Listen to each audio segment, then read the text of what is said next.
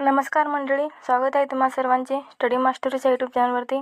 मित्रांनो, आजच्या व्हिडिओमध्ये आपण 2 ऑक्टोबरचे चालू घडामोडीचे काही प्रश्न बघणार आहोत, जे की येणाऱ्या परीक्षेसाठी अत्यंत महत्त्वाचे ठरणार आहेत. चला तर व्हिडिओला सुरुवात करूया. आपला पहिला प्रश्न आहे, कोणत्या राज्य सरकारने देशी गायींना यापुढे राजमाता गोमाता असे म्हटले जाईल असा निर्णय घेतला आहे? तर या प्रश्नाचे उत्तर आहे महाराष्ट्र.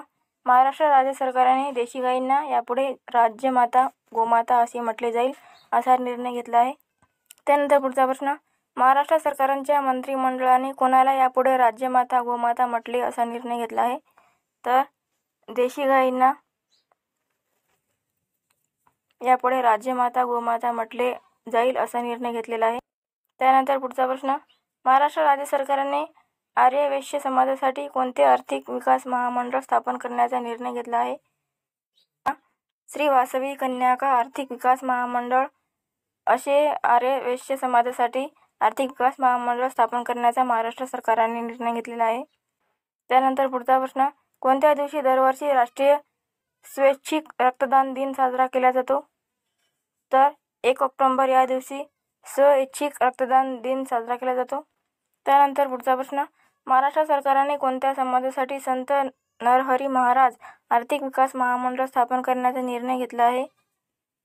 तर सोनार समाजासाठी संत नरहरी महाराज आर्थिक विकास महामंडळ स्थापन करण्याचा निर्णय महाराष्ट्र सरकारने घेतला आहे. त्यानंतर पुढचा प्रश्न, महाराष्ट्र सरकारने सोनार समाजासाठी संत नरहरी महाराज आर्थिक विकास महामंडळ स्थापन करण्याचा निर्णय घेतला असून त्यांचे मुख्यालय कुठे असणार आहे? तर त्याचे मुख्यालय नागपूर येथे असणार आहे. त्यानंतर पुढचा प्रश्न, कोणत्या समाजासाठी महाराष्ट्र शासनाने वसंतराव नाईक संशोधन व प्रशिक्षण केंद्र पनार्टी ही स्वायत्त संस्था स्थापन करण्याचा निर्णय घेतला आहे? तर गोर बंजारा समाजासाठी महाराष्ट्र शासनाने वसंतराव नाईक संशोधन व प्रशिक्षण केंद्र पनार्टी ही स्वायत्त संस्था स्थापन करण्याचा निर्णय घेतला आहे. त्यानंतर पुढचा प्रश्न, आंतरराष्ट्रीय क्रिकेटमध्ये 27,000 धावा पूर्ण करणारा विराट कोहली हा कितवा भारतीय क्रिकेट खेळाडू ठरला आहे?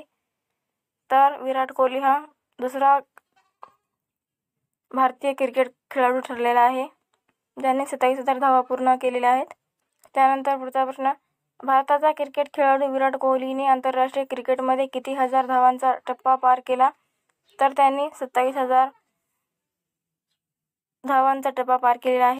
त्यानंतर पुढचा प्रश्न, भारतीय क्रिकेट संघाचा गोलंदाज रवींद्र जडेजाने आंतरराष्ट्रीय कसोटी क्रिकेटमध्ये किती विकेटचा पल्ला गाठला आहे? तर त्यांनी एकूण 300 विकेटचा पल्ला गाठलेला आहे. त्यानंतर पुढचा प्रश्न, आंतरराष्ट्रीय कसोटी क्रिकेटमध्ये 300 विकेट घेणारा रवींद्र जडेजा कितवा भारतीय क्रिकेट खेळाडू ठरला आहे? तर ते 7वे भारतीय क्रिकेट खेळाडू ठरलेले आहेत. त्यानंतर पुढचा प्रश्न, आंतरराष्ट्रीय कसोटी क्रिकेटमध्ये 300 विकेटचा पल्ला गाठणारा कोण भारतीय क्रिकेट संघाचा पहिला लेफ्ट आर्म स्पिनर ठरला आहे? तर आपण आताच याचे उत्तर पाहिलेले आहे, जे की रवींद्र जडेजा आहे. त्यानंतर पुढचा प्रश्न, चित्रपटसृष्टीतील सर्वोच्च दादासाहेब फाळके पुरस्कार कोणाला जाहीर झाला आहे? तर मिथुन चक्रवर्ती यांना चित्रपटसृष्टीतील सर्वोच्च दादासाहेब फाळके पुरस्कार जाहीर झालेला आहे. त्यानंतर पुढचा प्रश्न, मिथुन चक्रवर्ती यांना दादासाहेब फाळके पुरस्कार जाहीर झाला असून त्यांची सुरुवात कधी झाली आहे? तर त्यांची सुरुवात 1969 रोजी झालेली आहे. त्यानंतर पुढचा प्रश्न, मिथुन चक्रवर्ती यांना कितवा दादासाहेब फाळके पुरस्कार जाहीर झाला आहे? तर यांना 55वा दादासाहेब फाळके पुरस्कार जाहीर झालेला आहे. त्यानंतर पुढचा प्रश्न, तेलंगणा सरकारने सुरू केलेला तेलंगणा दर्शनी कार्यक्रम कशासंबंधी आहे? तर हे कार्यक्रम विद्यार्थ्यांना ऐतिहासिक स्थळांना भेट देण्यासंबंधी आहे. त्यानंतर पुढचा प्रश्न, उदयनिधी स्टॅलिन यांची कोणत्या राज्याच्या उपमुख्यमंत्रीपदी नियुक्ती करण्यात आली आहे? तर यांची तामिळ राज्याच्या उपमुख्यमंत्रीपदी नियुक्ती करण्यात आली आहे उदयनिधी स्टॅलिन यांची. त्यानंतर पुढचा प्रश्न, तामिळनाडू राज्याच्या उपमुख्यमंत्रीपदी कोणाची नियुक्ती करण्यात आली? तर आपण आताच पाहिले, उदयनिधी स्टॅलिन यांची तामिळनाडू राज्याच्या उपमुख्यमंत्रीपदी निवड करण्यात आली आहे. त्यानंतर आजच्या वेळेचा टेस्ट क्वेश्चन, मिथुन चक्रवर्ती यांना कितवा दादासाहेब फाळके पुरस्कार जाहीर झाले आहे? तर क्वेश्चनचे आन्सर तुम्हाला कमेंट करून सांगायचे आहे. आणि व्हिडिओ आवडत असेल तर लाईक करायला विसरू नका. धन्यवाद.